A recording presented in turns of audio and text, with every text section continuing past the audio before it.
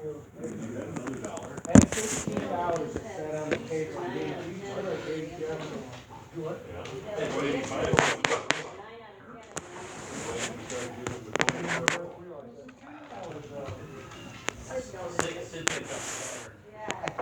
I didn't do it on purpose. I'm going to have you move your briefcase, I think.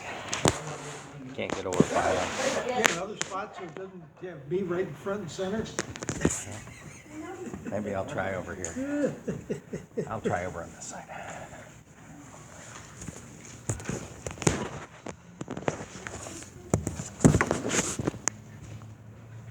There we go. Hold it down for a minute. We can't hear you. I would like Dave to come up here because I have something he needs to demonstrate. Me? Can't hear you. We can't, yeah. Stop picking on me. Oh, I'm gonna stand. Karen's coming up. You're going to come up, young man. What do I need my glasses?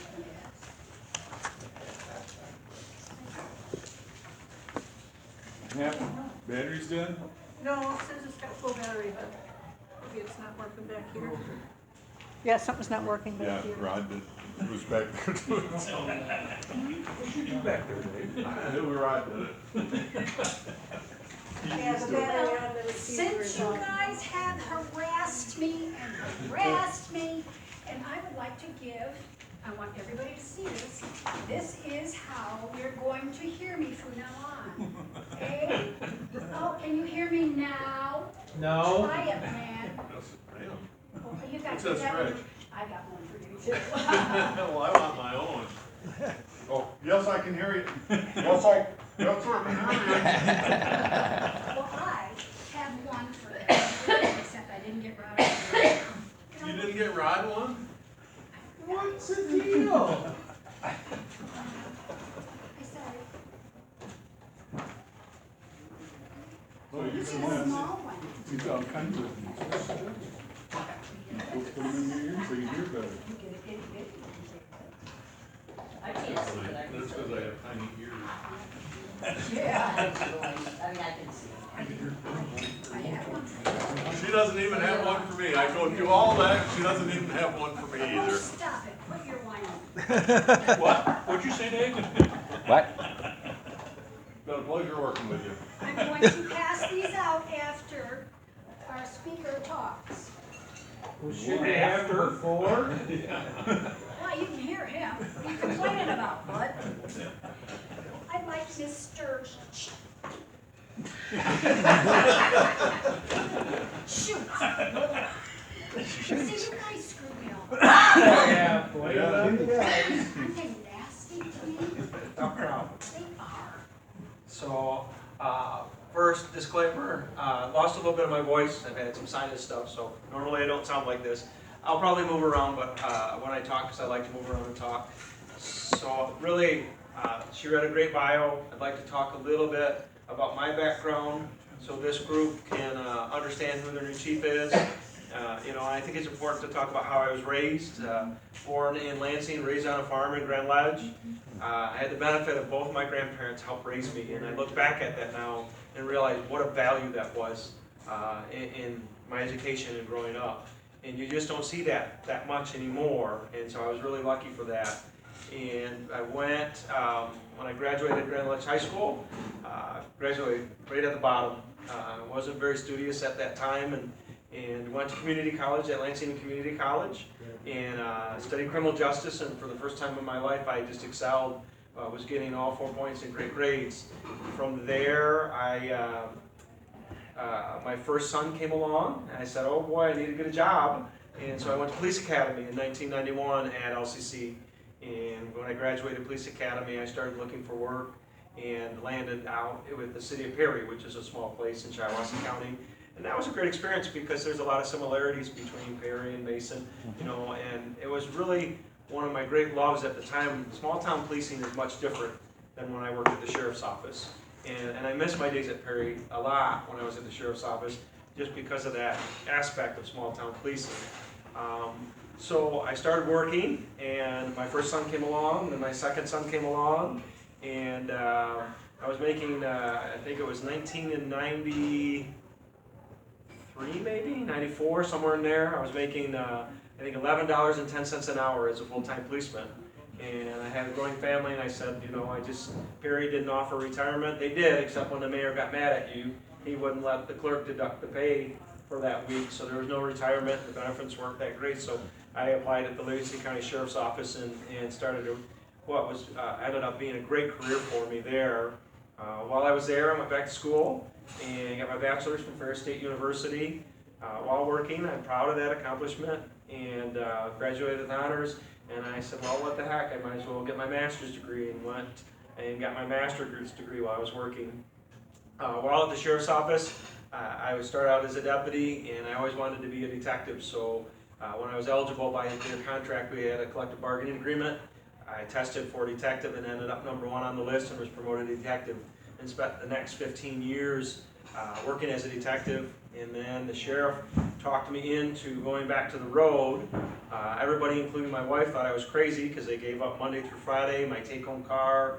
At Livingston, being a detective was the greatest gig in the house. It was an easy spot. We did hard work, but it was much coveted. But I said, you know what, I'm going to go back to midnights and help teach some of these new kids what it's like to be a good cop. Not that we didn't have a good training program, but I thought we were missing a lot, and that part of me just wanted to give back. So I went back to nights and was a sergeant on nights for, I think it was almost 8 years. And during that time, I was one of the first ones that applied for and was accepted to Northwestern University Staff and Command. It's a pretty prestigious staff and command program where it's about, I can't remember the total amount of weeks, but you're probably looking at about 24 or 32 weeks of leadership and management. Northwestern is probably one of the premier staff and command schools in the country. And I was the first one from Livingston County to get accepted and go and graduate from there. That was a tremendous learning experience for me. Just to give you an example, and I'm not picking on Eastern Michigan or any of those that run staff and commands, but whoever goes graduates. In Northwestern, we lost 11 people in the first week. It was very demanding. They suggested you didn't even work while you were there. So that was a great opportunity for me. So I had my time in, and the way our collective bargaining agreement worked, I wasn't going to make any more money staying, so I decided to retire and took a job in HR for a nonprofit in Lansing, and I was doing that for about a year. And they said, hey Matt, you're doing such a great job, we're going to give you Kentucky. And I said, okay, thanks a lot. So I had both of them now, and then I saw this opportunity open up, and I studied it. And my wife and I talked about it. Obviously, I think everybody in the room knows there's been a couple speed bumps, in the past couple of years with the police department and some things that happened. But I said, you know what, I think I can do a great job, and I think I'm the right person for it. And my wife said, you got to do it. It was your dream, which it had been a dream of mine. So I applied, and if you want to call it God's plan or whatever it is, here I am today in front of you. Today's actually my 6th month. At 6 months today, I've been here, and I hit the ground running. Have a great team. We live down near Dansville for about 24 years now, so I'm familiar with Mason. But it's so much different when you're in this seat as a chief. You come in and see, and this community is even more phenomenal than I thought. As the longer I'm here and the more I see and meet with groups like you folks and other groups and just see the community, they really stick together and come together, and that is just a tremendously beneficial thing for me as a police chief, to have the support of the community and watch everybody take care of each other. But the reverse side of that is we have to work hard at the police department every day. Whether you want to call it, put money in the community trust jar, we have to work hard every day to keep that and maintain that trust. And that's one of my goals with my team, is to make sure that we're working hard every day, not taking the community for granted, and doing things that the community will have faith and support us and trust us. And so that's one of the goals I look at. So tonight I just wanted to talk about a couple of my goals so you could get to know me. And then what I've been doing with the other groups is I've kind of been opening the floor up, saying, what questions do you have, if any, and just having some communication and conversation. I'd love to try to get here. I can't make every Lions Club meeting, but I'd love to be, hopefully I'd be welcome back just to come and sit in, you know, when I can make it, because I feel that's an important part of my job is to stay connected with groups like these, because these groups and the other groups that I visited are really the heart and soul of this community. And the more I learn about these groups, when I went to the very first, I can't remember which group it was, Optimist Club, or Optimist? I think it was Optimist. I had to read because I didn't know what they did. You know, and when Doug had sent me the email, I was reading about the Lions Club, because honestly, folks, I didn't know. I knew it was a community group, but I really didn't know what you did. And the more I learn about these groups, the more impressed I am with the commitment of you folks. And I want to thank you for everything that you do. It's almost a lost art, it seems like. In all these groups that I go to, it's mostly older folks. And it makes me worry, not only with these groups, but other areas in our lives where, you know, there's a core group of people that do a lot of things and care about a lot of things, and we've got to get these young people to follow behind us, right? Or else, you know, some of these things will become lost, and that would be devastating. So some of my goals, obviously for the PD coming in, was really just stabilization. I think I was told several times by men and women on the department, city management, they've been through, I think I'm the 4th chief in a few years, you know, not just 2 years, but they've been through some chiefs, it seems like, every 2 years, and I just want to provide them, that team, some stability, because that's important, because that's stressful, and it's nerve-wracking for the men and women that work at the department. Well, how long is this chief going to be here, or how long are they going to last? And so that was my main goal, is to provide stability coming in, and you know, and to move past these speed bumps that we've had, you know, from the old chief's departure and the event with the canine and all that stuff that was in, you know, social media and in the news and some of these things. I said, you know, there are things that I can't change, I can learn from them, but we're just going to move ahead, because we can't sit here and dwell on them and live in the past. That's what we got to do. We just got to move ahead, learn lessons from them, you know, which we did, and move forward. And you know, since I've been there for 6 months, my leadership style is I don't come in the door and make a million changes the first day. That doesn't work for anybody. So I'm just starting that transition where I've been making a lot of observations. And again, I have a great team, and you have some great officers here that really care about the city and care about the people they serve. And so now I'm just starting to do, you know, some changing, you know, for example, our policies and procedures. Some of them are pretty old, and you know, law enforcement is a very changing environment. It's been 32 years now that I've been here. I've seen a lot of change in law enforcement, and it continues to change and evolve with technology. So, you know, one of the things is bringing up to speed some of our policies, our practices, our best practices, what we do. And so those are things that I'm working on. You know, we had, and Lynn probably remembers because he worked there, but you know, they had an old Excel spreadsheet that they'd use as a schedule. You know, so if you were at home and you wanted to know if you could have the day off, you know, you didn't have it with you.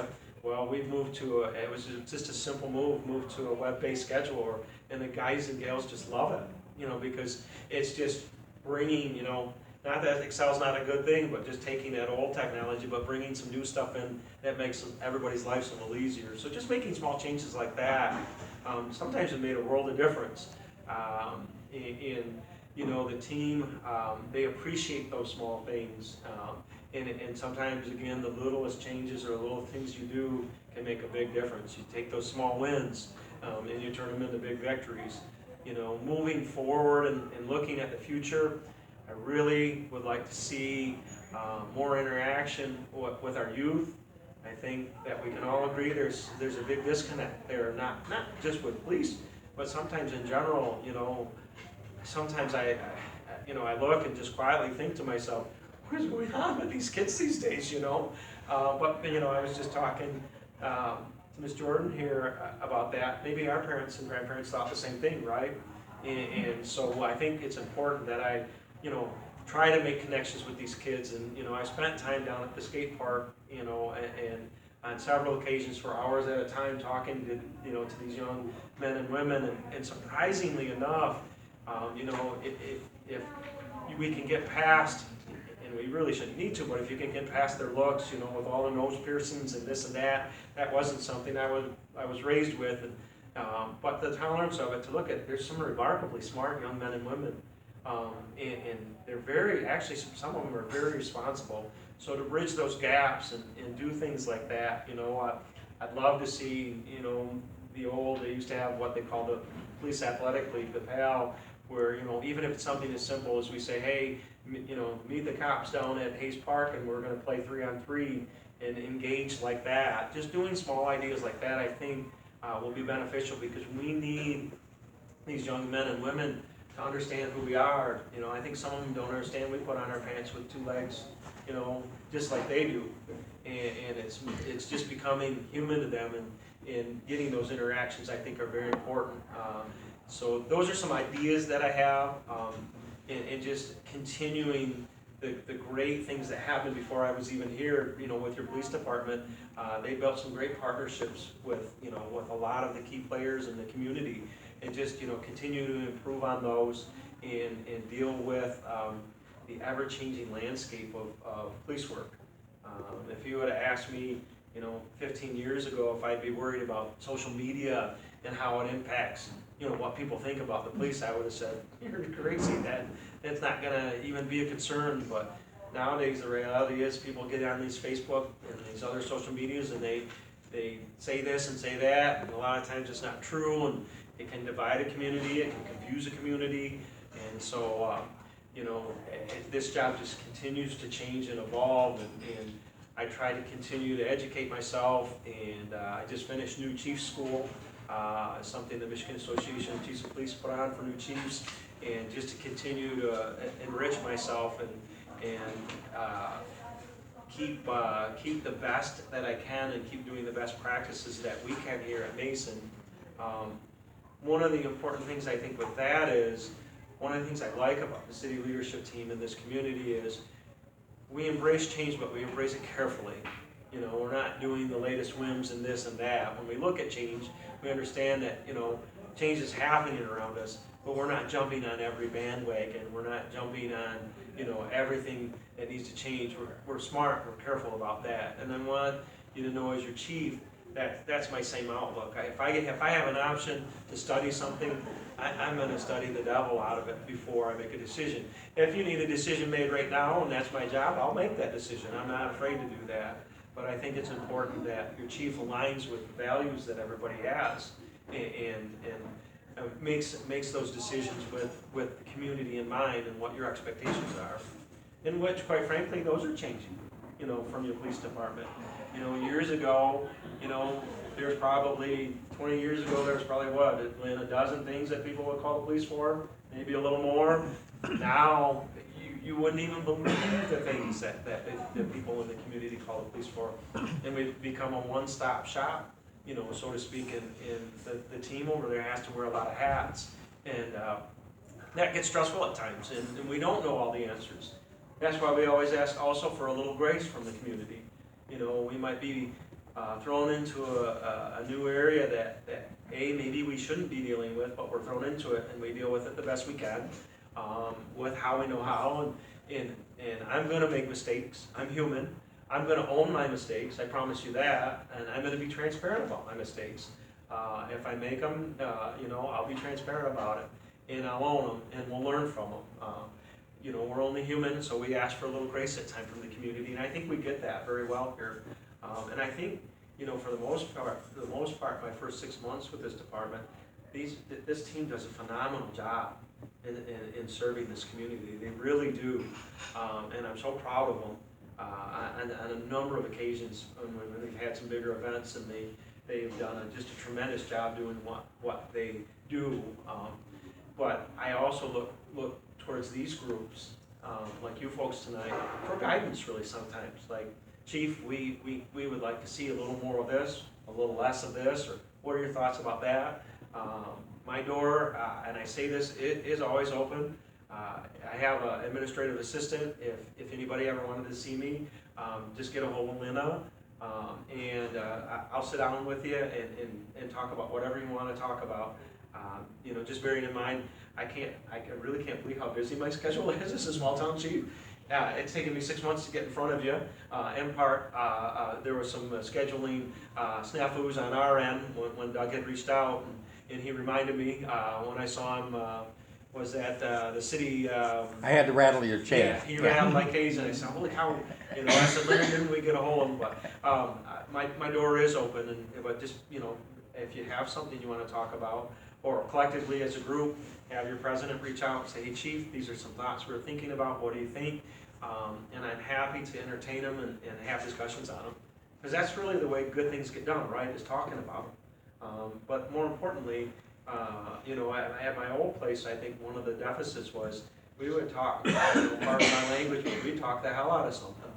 And that would be it. You would just talk about it. But I think the action part's probably the more important part of talking about things. We can all have great ideas and say, hey, that's a great idea, but having the leadership or the courage to go ahead and step forward and get that done. And that I can promise you, I've learned from a lot of great leaders at Livingston County, but I also learned of things that I wouldn't do or I shouldn't do. And not making a decision is probably one of the most detrimental things that a leader can do, in my opinion, when they need to make that decision. That gives a little bit about me and about, I don't know, it's been about 6-7 minutes.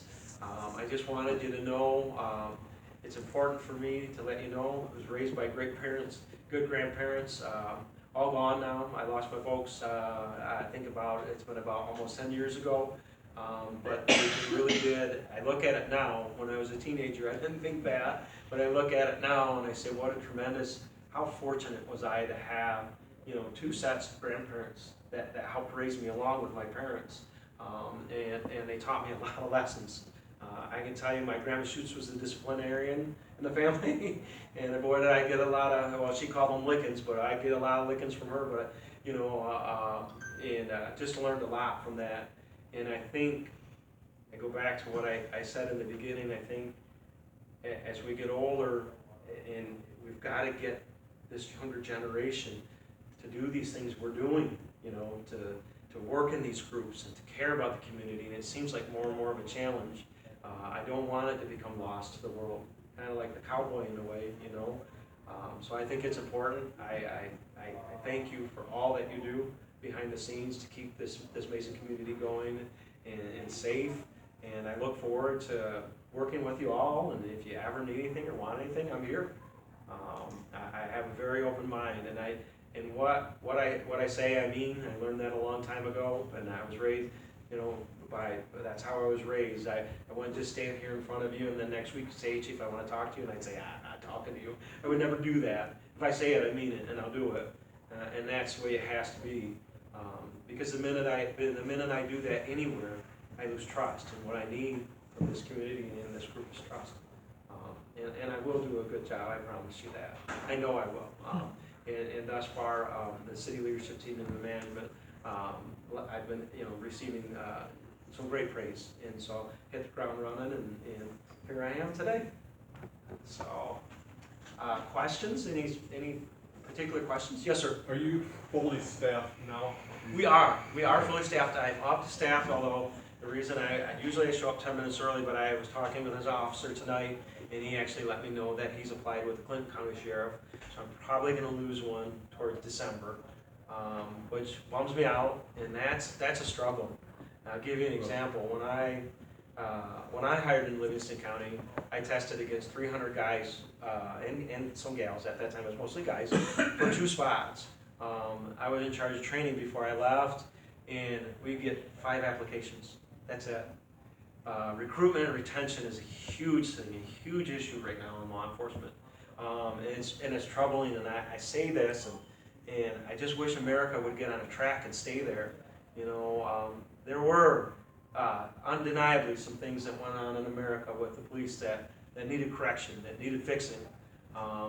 But I think that, in my opinion, got a little too politicized and blown out of proportion and misrepresented. I'm not at all justifying some of those actions. There were some horrible things that occurred, and we took a big black eye as a profession on that. And I think that's why right now you look at your younger generation, and I talk to them, and they say, I'm not going to be a cop. You know, people hate cops, or, you know, or they don't like them, or, you know, and you look at in some of the overzealous areas, you know, they're just doing their job and they end up getting prosecuted in federal court, you know, sometimes very justly, sometimes not very justly, in my opinion. So recruitment retention, big deal right now. So do you see Mason as kind of a stepping stone for these people? Like you started in Perry, that was kind of a stepping Yeah, stone for yeah. you? I don't want to look at it that way, but I think maybe at some point in time it was more of a stepping stone. But I think right now my senior guy has 24 years and some change in, and then it bumps down to some guys I think are probably around the 10-year mark, right in there. I've got most of my team are probably under 5 years. And only one, and that was the one tonight, hasn't made any indication that he will, you know, and he's been transparent about it, and I respect that. And you know, that he's looking. Everyone else, I believe, is happy and wants to stay. So I'm hoping to see where we'll stabilize and be able to offer competitively, offer, you know, some things, and that doesn't always equal money, right?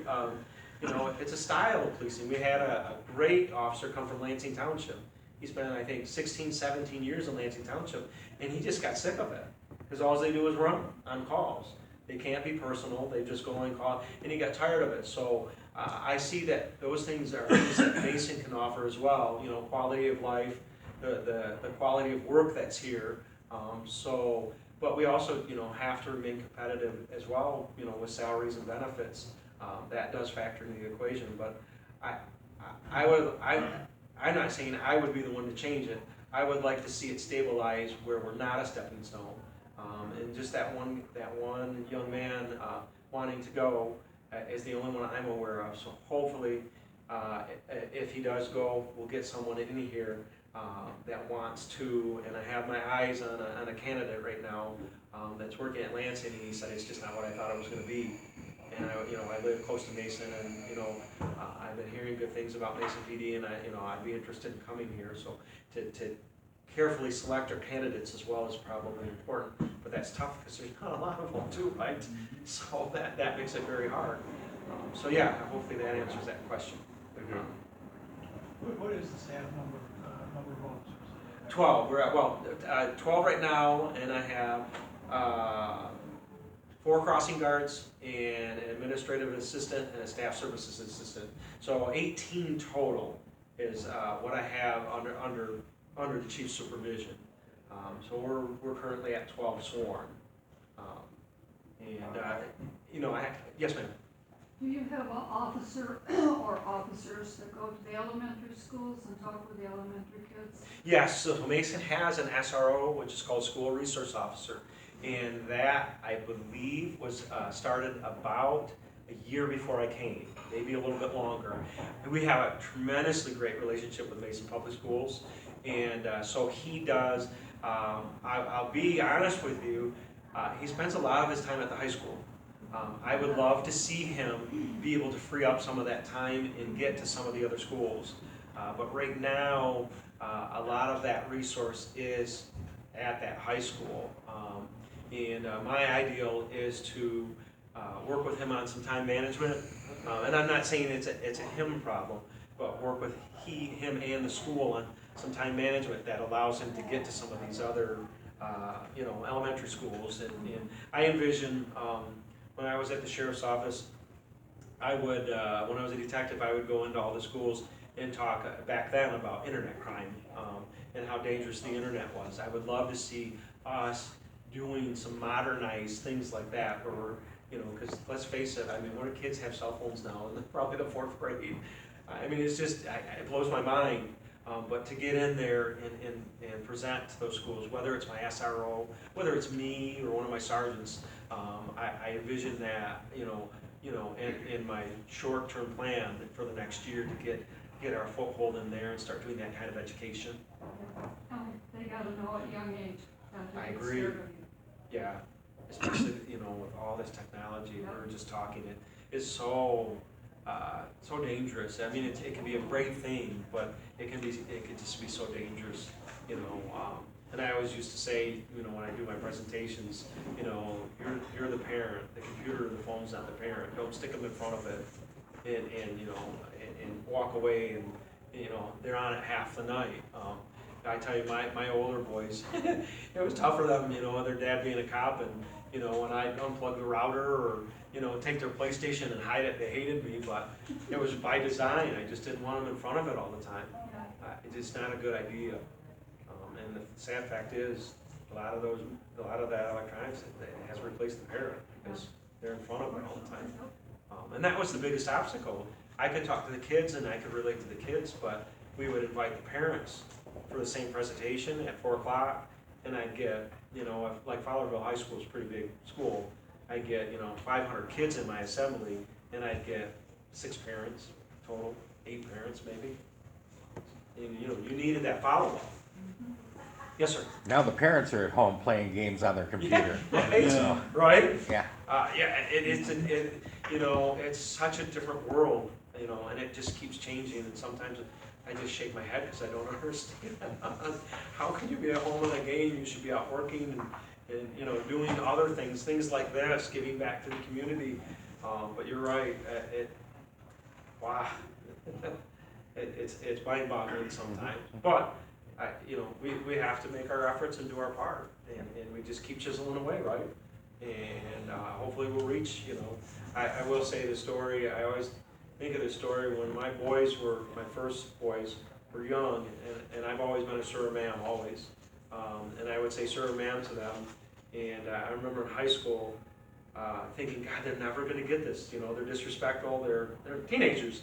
And probably about 24, 25 years old, both of them had just kicked in sir or ma'am to everything. I think they did listen, you know. And so it's just that consistency. We just, you know, all of us, we just keep trying to educate these kids and tell them to be good, you know, be good community partners, be good adults, be responsible adults, and hopefully someday it'll kick in. Yes, ma'am. As you look at this community, because you're looking at it with fresh eyes, what do you see as some needs that service clubs could provide? So, you know, one thing I was amazed by when I sat down with Mason Public Schools, the gal there, and her name escapes me, is how many at-need families and you know, homeless or at-risk families we have that aren't getting meals.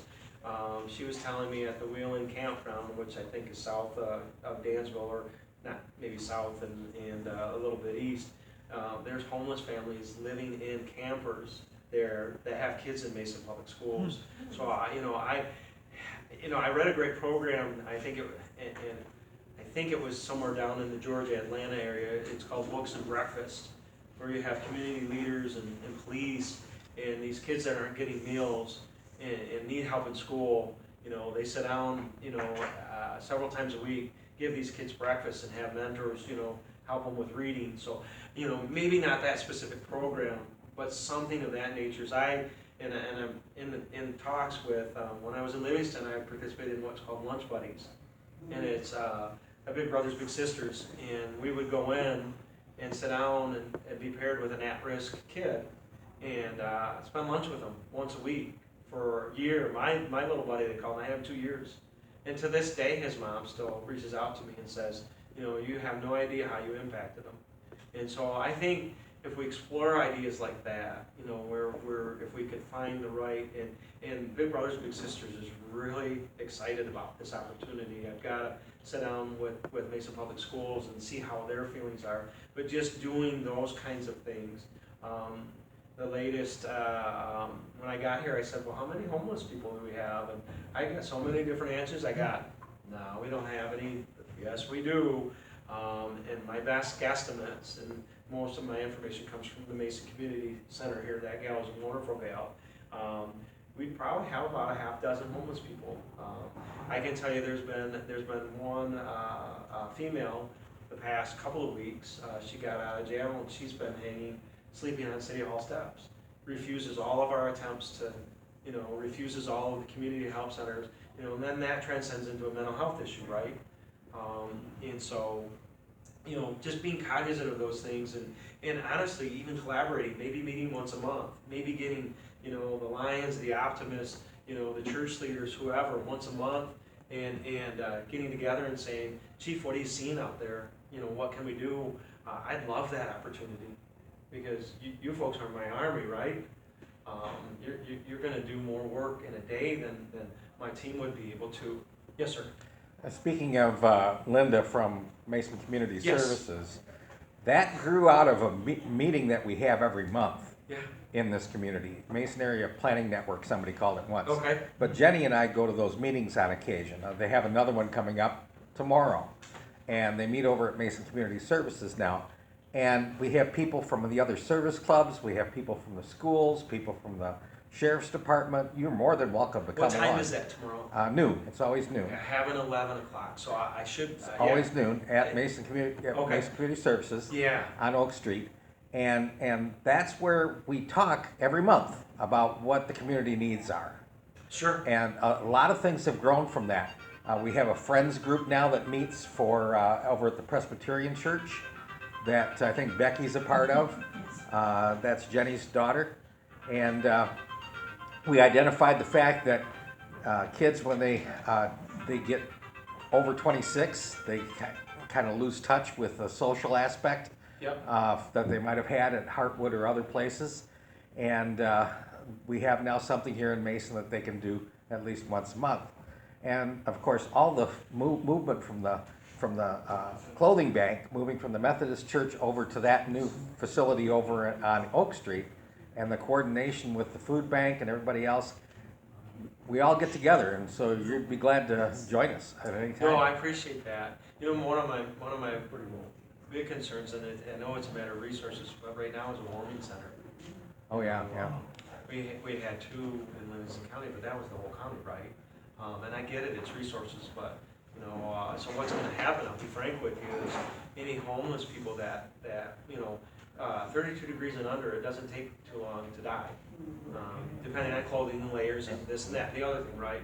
But if they can't get out of this weather or refuse to, then we take them to the hospital, what's called a PRT, a person required treatment, to have a mental health eval. You know, and that's sad in a way that's our resource, but you know, and a warming center is a big ticket item, I get that. But if you said, Chief, you know, what's your dream for the winter? I'd say warming center, you know, at least some sort of church for them to go in and warm up, because I don't know how many exactly. I know we have homeless people here, and I know we have people living in their cars on a fairly regular occasion. So those things, obviously, anytime somebody's in a situation like that, if we can work together to try to figure out the best we can. But let's face it too, at the end of the day, sometimes there's something we just can't do for people. Some people don't let us do, right? And we just have to, I guess, take that with grace and understanding, and move on to the people that will let us help. Sir? You mentioned just recently a couple times, mental health issues. And I know that can present a really difficult problem when you hit policing. And what kind of support do you folks have when you run into those issues? So, and that's a great question, and I want to touch on that a little bit. There's a lot of times we're thrust into mental health issues or situations that we shouldn't be. And if you look across America, sometimes a lot of these events where somebody's getting shot or somebody's getting hurt or something horrible happens is because they were, you know, they're asked, hey, now put on your social worker hat, Mr. Yeah. Policeman. And that's, I would never say we're not going to help people, but I think as a world and as a community, we need to understand that we have certain limitations as police officers. So one, we get training to do the best we can. As far as the resources go, there is a mobile crisis unit that comes out of Lansing, and we've utilized it. I think about 2 months ago we utilized it here in Sycamore Village. We had a man in going into crisis mode, and it worked great. What I'm learning though, and by any means I'm still learning, is quite frankly, to put it blankly, Lansing sucks up a lot of Ingham County resources. So that mobile crisis unit is not always readily available to us because it's dealing with Lansing issues. Yeah. And so that can be frustrating to me as a chief of police, where I say, okay, what's Ingham County have for a resource for us to use? And it's always being sucked up by Lansing. And I'm not here to knock on Lansing or anything, but the reality is, what I'm learning is, you know, that mobile crisis unit is really one of our only resources to use. other than the normal means where we would petition them, and take them to a hospital. But how that game works, folks, is if they go to the hospital and say the right things, they'd be out in a half hour. Now, as hopefully this doesn't sound horrible as it sounds, the hospitals are in Lansing. We take them to Lansing, now they gotta find a way back here, and sometimes the sad case of it is, it works out that they just stay in Lansing. And then that solves our problem. Sometimes, and it wouldn't be unheard of, and especially in Lynn's days, they might have thrown them in a car and drove them down to the Pennsylvania Myers and dropped them off. And because I think there's a quality of life here that everybody wants. And sometimes, as chief, I have to make those decisions on what needs to happen. And some of you might think it's right, some of you might think it's wrong. I'm always willing to talk about it. But at the end of the day, I've got to make some of those decisions. And that's, these days, it's not an easy decision to tell a guy, throw him in a car, drive him down to Pennsylvania Myers and drop him off. Because if they get out of that car and then they get hit by another car or something like that, how'd they get there? Well, Mason PD drove them there. Well, who told them to do that? The chief did. It's going to be a bad day for them. Yeah. For sure.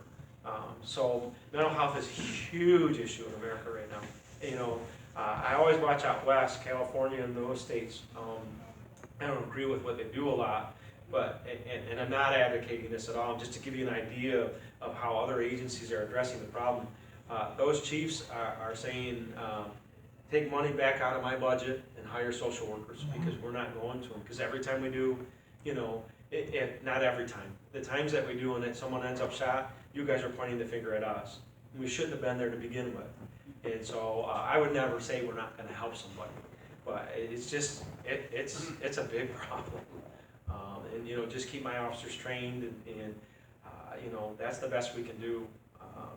And I think what the benefits we have here is versus in Lansing is if we have a mental health situation, a lot of times we have a tighter knit community, so that parent or that that sister or that brother is going to know a little bit more, versus it's just a completely disconnected mental health person that we can't ask mom or the dad what's going on here. So I think we do have that benefit here in Mason. At least we have that tighter knit community where we might be able to ask the brother or sister what in the heck, versus just running into somebody's street in the Lansing cold and not just having to take guesswork or stab work at what's going on. So I wish there were more resources, but again, that becomes a resource game, if you will, because it's money, right? I would love to have social workers in the city at my behest, but that will never, it most likely never happen. In lieu of grant funding or something like that, which I'm always reading, always trying to see what might be beneficial for us. Thank you very much. All right, thank you. Sure. I'm just glad to see you in uniform. Yeah. I've seen you twice this week, Okay. and I think that's very important for the community to see you. I agree with you, and you will see me. I keep telling the folks, I've got a winter hat. You'll see me out in the winter, and I agree 100%. I can't lead or be your chief behind a desk. Yep. There's just no way. I mean, I spend a lot of time behind the desk, but I thank you for that, and to get out, and walk and move and talk to people. I learned so many things about, the other day, or last week, I was sitting on that bench on the corner for about an hour because, everybody's saying that people are going through the light and they're driving crazy, and that, just to get out there and connect with the community and see what you're thinking, see what you're saying. That is my job. I don't know how you could have a chief that wouldn't do that, and that's just my opinion. So you'll see that. That's not just a first 6 months thing or a first year thing. I'll always be that way. It's important. Who dictates what you do as a chief? So on a daily basis, I do. I have a boss. That's the city manager, and we've developed a very good relationship. She's a tough boss, I'm going to tell you that right now, but I like that because there's no surprises with her. I've learned a lot from her this first 6 months. If it's something that would have an overall impact on the rest of the city or another department or something like that, we have a leadership team where we'll sit down together. Or I would go up and see the city manager, Deb Stewart's her name, and I would sit down and I'd say, hey Deb, this is what I'm looking at in this situation. This is what I'm gonna do, what are your thoughts? The first few months, rightfully so, we had more meetings in a week, you know. How's it coming, what are you doing? I think it was 2 meetings ago, she said, I don't think we need to meet much anymore, because I trust you and I think you're doing a great job. Day to day, you know, in her words, it's your department, I trust how you're gonna run it, so do what you need to do. Yeah. I would like to thank you, this is just a small. Oh, got a pen, I needed one. Thank you. So, again, folks, thank you. I know it's hard to get to know me, but I'm a pretty talkative guy. Anytime you see me, or the last thing I'll say, I'm trying to get off the ground coffee with the chief. Maybe once a week I sit down and just invite whoever to come sit at a table and drink coffee with me. And I will say this: I've never drank a cup of coffee in my life. When we were little. I promise I won't keep talking. When we were little, we had to pass out coffee to the parishioners at church, and I did it so many times I just had this great distaste for coffee, so I've never drank a cup of coffee. So I'll say coffee with the chief, but I'll probably drink water. But yeah, I would love opportunities just to sit, here at Bestsellers or wherever, and just sit down and say, anybody that wants to come sit and talk, I'm there for you. Because like you said, being out there is key, and I can't learn things if I don't. I can't. All right. Thank you. A card or two, that way, if anybody needs them. And my cell phone's on here, and please don't think you're never bothering me. I mean, that's what I'm here for. That's why I chose to be your chief, because I want to be your chief. So I'm here. All right, there you go. Actually, I have to pick up my daughter from drama, if it's okay. Oh, no, that's fine. And then if I another meeting, can I just show up unannounced? Okay. You'll be on the email list, so you'll know. Okay. I have that note right up here. Well, I'll leave those and I'll donate. If I want to donate it to the club, I'm good. I'm completely good with that. I'll leave the answers weren't very good. Maybe shred that. And I will take my cookie. Thank you too. I'll give you a half. Maybe a third.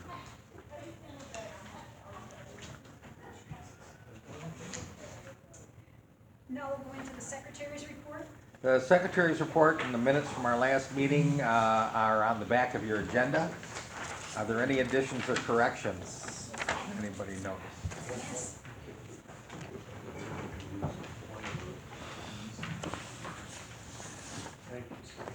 Hearing none? Did we bring the hunger jar back up for anybody to put into, or what? You have it up there, I think.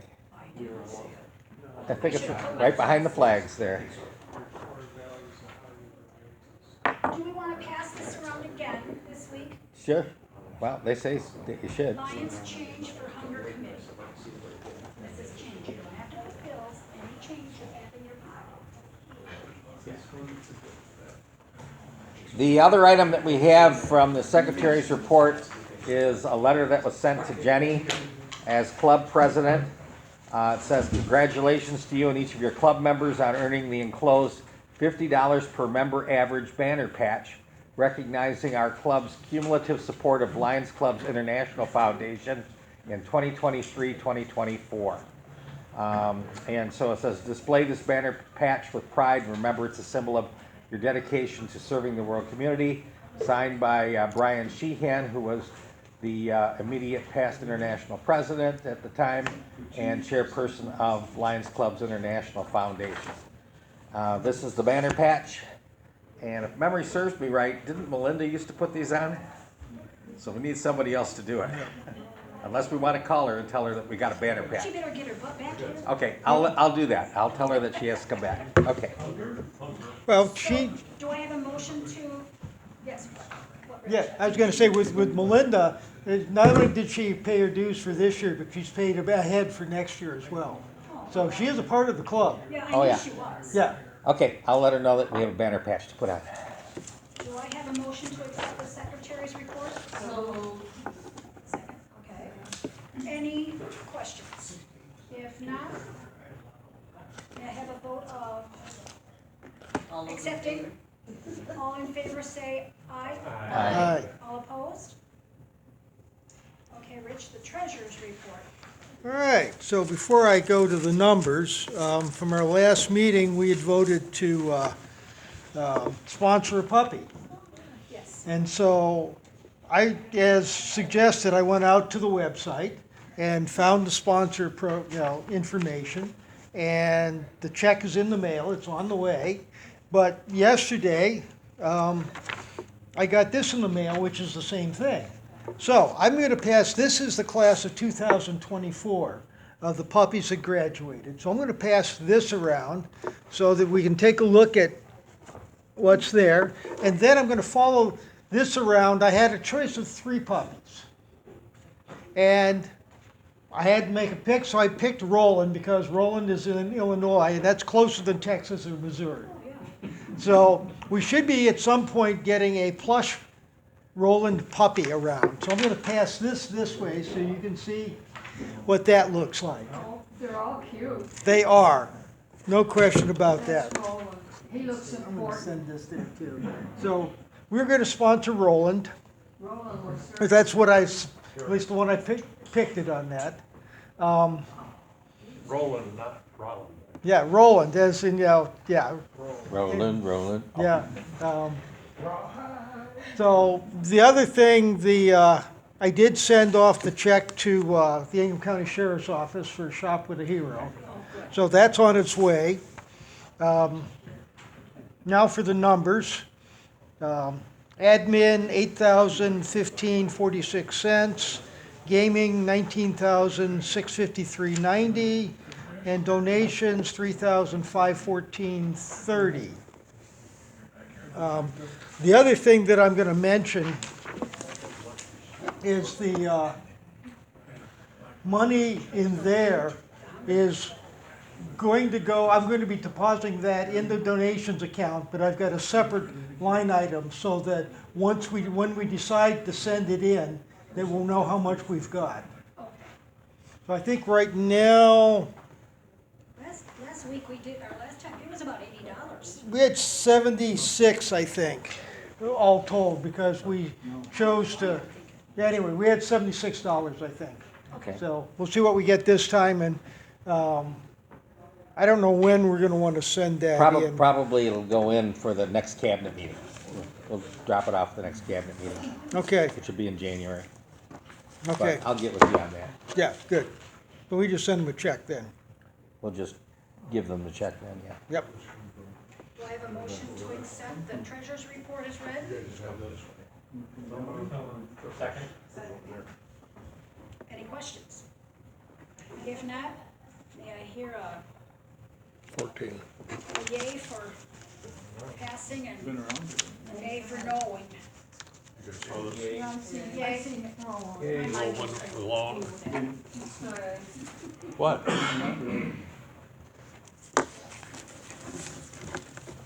Okay. Doug, do you have anything? Old business updates or anything? like that? Just what's on the piece of paper that we passed out to everybody, that's the written report. And then the other thing on here is the Christmas party for We old do business. have, Karen went to the Leo's meeting, we gave the peace poster out. This was done by Ellie. Oh, And, nice. This was her rendition. What was, I cannot remember what the theme was. I don't remember this. She didn't put it on there. Peace. Peace. I It's bet always it was peace. It's not- I would like to make a motion that we give Ellie some kind of a small stipend for doing this. We've done that in the past, given an award for those who entered the contest or prize winner, so to speak. Well, she's the only entrant this year, but like $10 or $25 or something like that. That's a motion. I'll second it, 25. Okay, Is she the only one that turned something in? yes. Okay. Yeah. Hers is on a par with some that I've seen in Eaton Rapids and also on the internet. Different districts around the state have shown what their peace posters look like, and hers is on a par with those. Do we want wanna give her just the money or a gift card to something or what? I don't know. She is actually gonna be moving out of state, so I would say money. Okay. She's good too.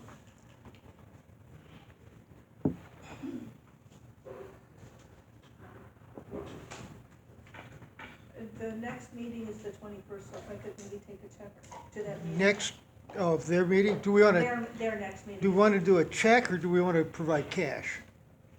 Cash would be all right, I think. I think cash would probably be better. Yeah, because if it turns out she's moved before then, because I know Yeah. it's gonna be around Thanksgiving time, then we'll just take it back, unless they've got a forwarding address. We should be able to take care of it. Okay, But we can take care of it tonight. See me after the meeting. okay. Rich, do you want to attend for someone? Yes, I do. You're gonna have, Well, and Another 10 here.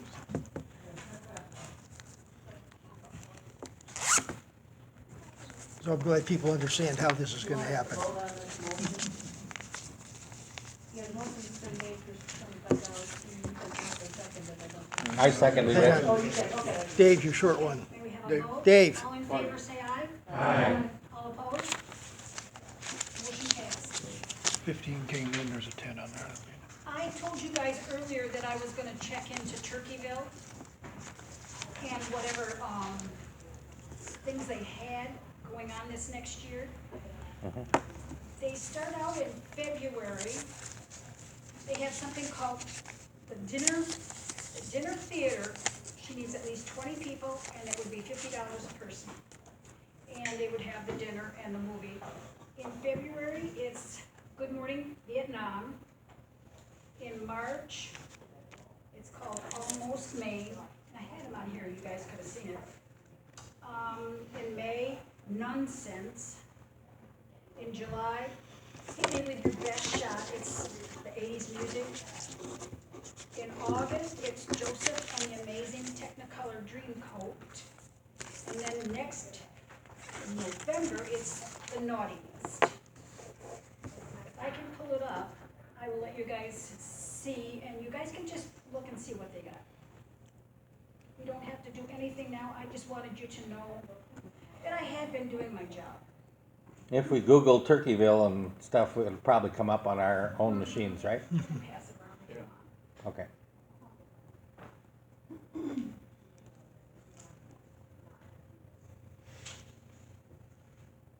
Any new business? yes. Yes, sir. I didn't know if you wanted to say anything about Rich Reed. Ah, Yes. We all know Rich.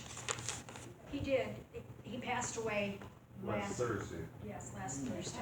They just put him in hospice, not even, 2 or 3 days Yeah. before that. He's had Alzheimer's, been going downhill, and then he had a urinary tract infection, and that really took him down. He hadn't been eating that stuff. is there anything we could send to Linda that would There's help? not gonna be a service, but there was a donation to the hospice place that he was in for a short stay. And, I don't know if it's something we wanna do yeah, you can send her a card or something if you wanted to. Okay. Any thoughts on sending any money to hospice in Rich's name or not? Think about it, anyway, we'll send a card. Do you have their Yes, address? I do. If I can remember where I put it.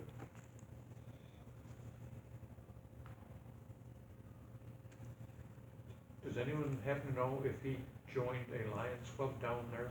I don't think he I did don't think because. so either, no. he was definitely getting into, the Alzheimer was coming on before he left. He was, It was becoming obvious. You want the address now? yes, sir.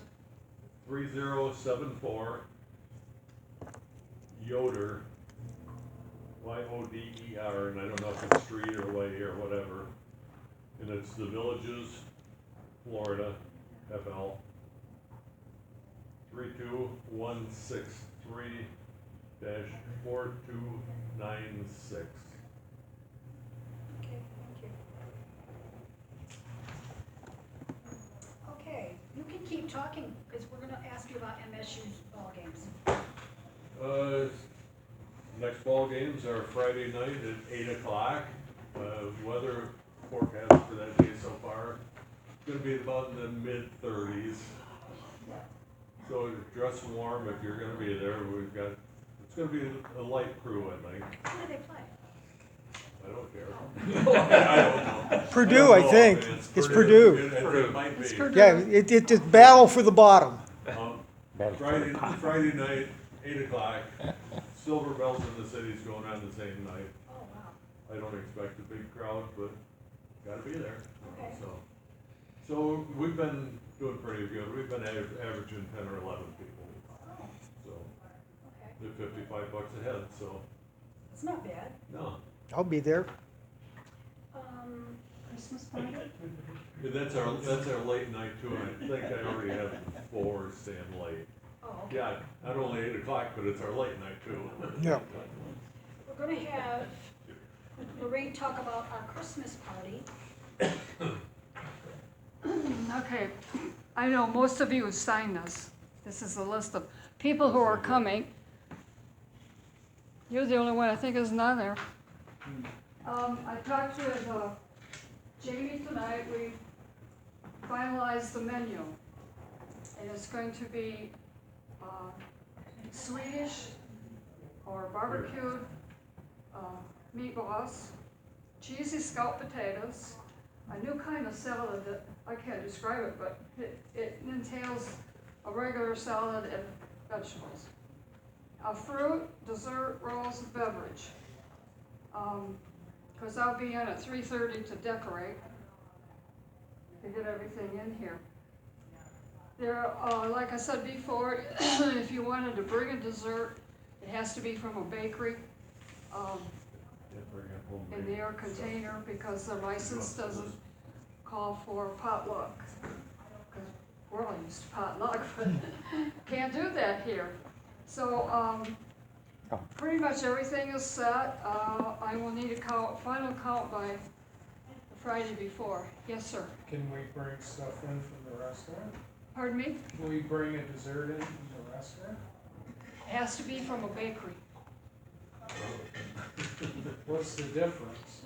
because it's in a bakery box, and their license doesn't call for somebody making a cake and bringing it in. Because that's We're considered a potluck. licensed Even facility. though he's a, What? I think if you Got a just check restaurant? with Jamie, you could find out. Yeah, Just ask Jamie. I mean, that's what she told me. yeah, that's what she, It has to be from a bakery if it's a dessert. In their box. Whatever. Put it in a box, Rod. Talk to Jamie. Talk to Jamie and she'll tell you, It you know, how just to can't package be- it. It can't be like we did at potluck, is what they were telling me. It Yeah. has to be, in a box from wherever you buy it from. Well- That's what they're Well, it's doing. coming from a licensed kitchen, so, Right, that's right, the yeah. deal. Talk to Jamie. Yeah, I'd say- The only thing you have to bring is your salts, and everybody on that list. Everything else will be taken care of here. Hopefully the tables will be decorated nicely when I get done. And Doug has come up with a trivia game, but we're not gonna tell you about it until that night. So you can figure out what trivia this might be. I think it's gonna be fun. It's holiday related. Yeah, it's holiday. Holiday related. Related. Is there any questions? When is the Christmas party?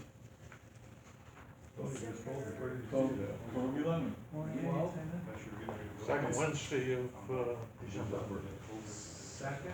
Second Wednesday. Meetings are on the second. Dinner's gonna be our regular night meeting, the second, yeah, and we're not having. the 11th. It'll be the Okay. it's 11th. the 11th. Is it the 11th? Yep, We're not having an another meeting in November because it's Thanksgiving, so Pardon me? we don't have another meeting Oh. in November. No, we don't. That's what I said. Um, I thought you were, okay. I don't think One that, 11. So is it on the 24. 11th? Probably not, no. there'll probably be no 50-50 or no Joker that night either. 'Cause the We other- normally other one was wouldn't the be same here. day. We would normally be somewhere else where we wouldn't have it, so. Is there any questions? Can you come to coffee?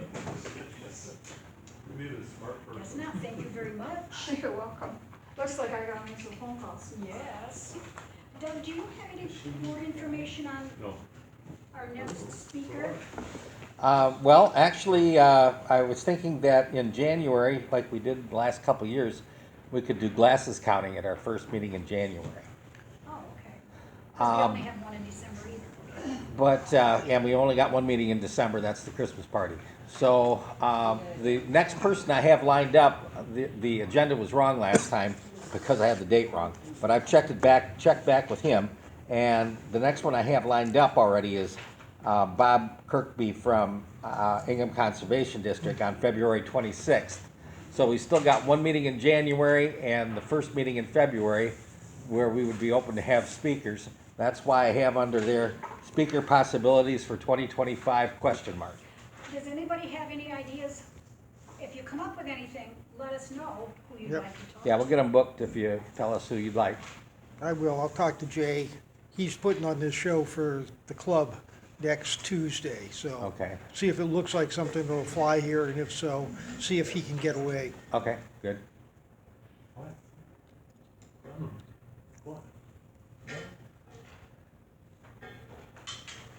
Any other items before we do our, yes, ma'am? The Michigan Forum is gonna be held on February 28th and March 1st. There are two people that you should be especially interested in hearing. One is gonna be Doug, and the other is going to be Deb Scott. Oh, cool. Did you know that? Huh?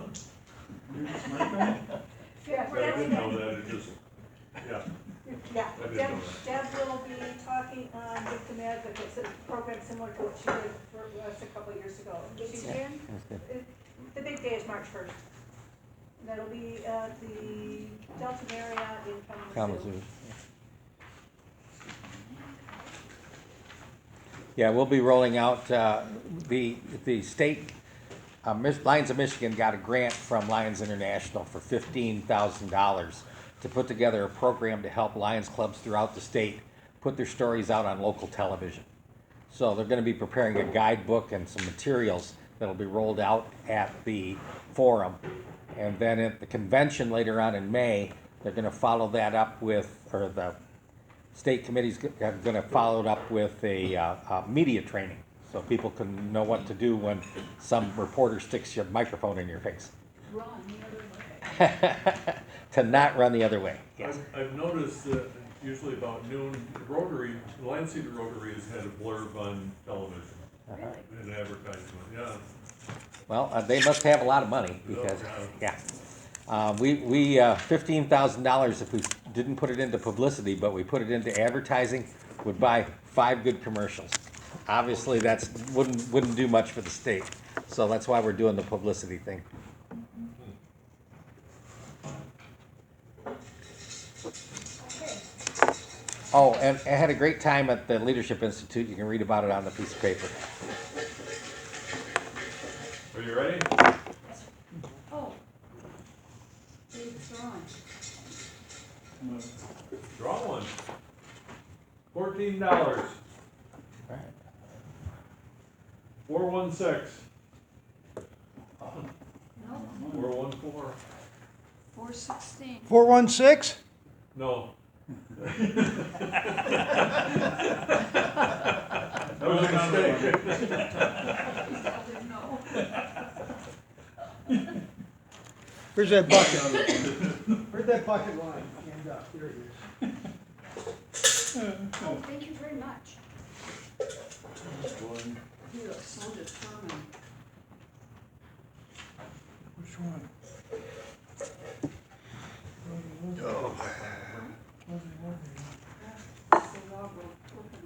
Here, see? Last four numbers are 8904. Wow. So far off.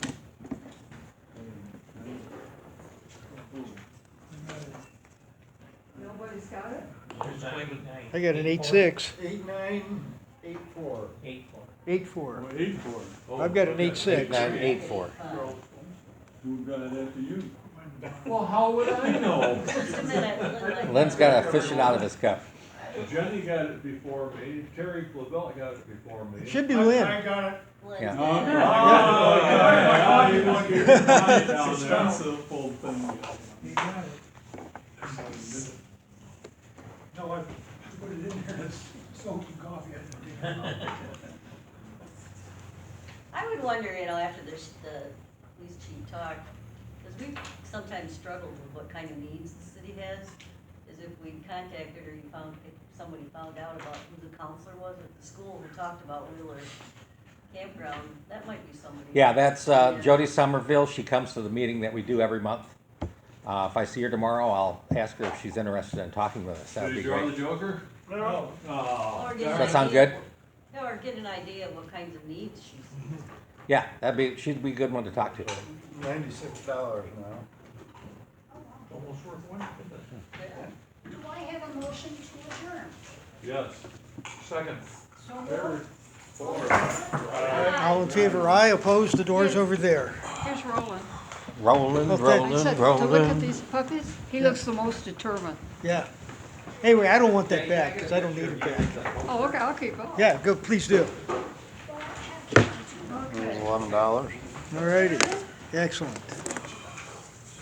You ran out.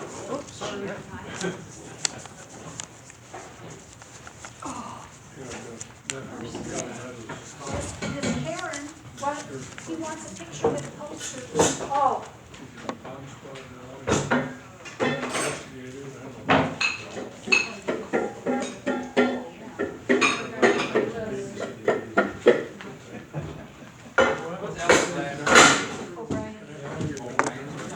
You want that? Yes, I do. I mean, we don't wanna just put I it don't want the back. bucket, but I want the money. Let me get this out of sight, out of mind.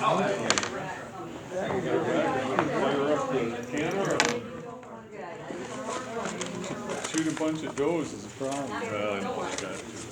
All right, Put it with our other stuff. yes, please do. If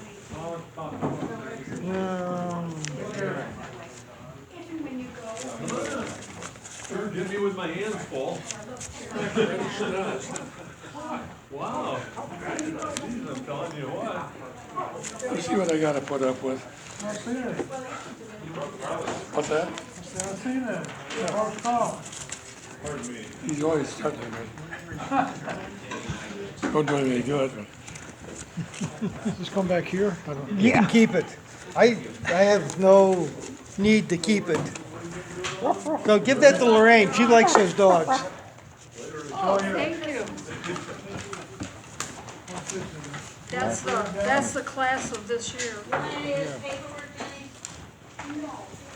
Put this back here. Yep, that's the class of this year. It's typical. Does anybody want one of these cheese cards? I have one, thanks. You guys don't want any of In this? case you're expecting somebody. Well, I'm not in the city, but. Doug, if you wanted to, you probably could save half your paper. We're not running What's so that? many. We don't need as many as we're running. City, but I'll take these cards. One to save paper. Well, I have enough for everybody. And if people sat at the same tables, we'd be all set, because I put 4 at every table. So people just are not taking them, that's all. That's right. And that's not my fault. I can't communicate with people who don't want to be communicated with, right? Here you go. 16. Don't forget the box of sweets. I don't want to sleep bringing them. You're welcome. It's nice to get rid of.